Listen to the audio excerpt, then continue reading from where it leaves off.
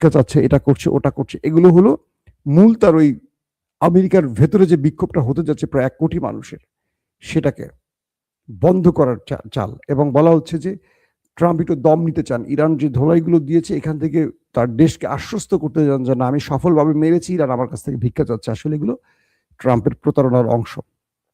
মোহাম্মদ বিন সালমানের বিষয়ে ট্রাম্পকে প্রশ্ন করা হয়েছিল কালকে বিবিসি, সিএনএন এর বড় বড় গণমাধ্যমের কর্মীরা ট্রাম্পকে, যে মোহাম্মদ বিন সালমান কি এই যুদ্ধে আপনাকে অনুমোদন দিয়েছে বা আপনার পাশে আছে? তিনি বলছেন যে হ্যাঁ, সালমান আমার সাথে আছে।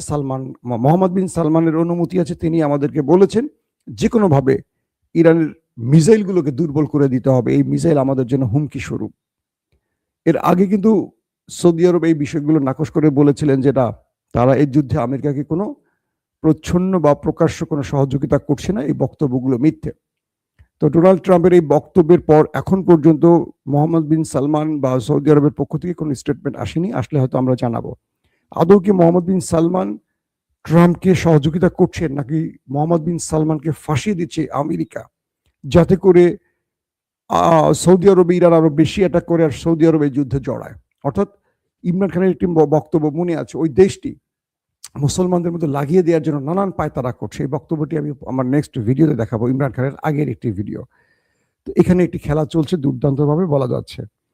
ট্রাম্পের একটি জরিপ হয়েছে, নতুন করে আবারও গণমাধ্যমগুলো জরিপ করছে ট্রাম্পের জনপ্রিয়তা এখন কত পার্সেন্ট। 36%-এর নিচে নেমে গেছে, 36-এর নিচে নেমে গেছে ট্রাম্পের জরিপ, জনপ্রিয়তার জরিপ। বুঝতে পারছেন যে তুমুল জনপ্রিয়তা নিয়ে আমেরিকায় ক্ষমতায় বসছিল, তার এখন জনপ্রিয়তা 36-এর নিচে নেমে গেছে।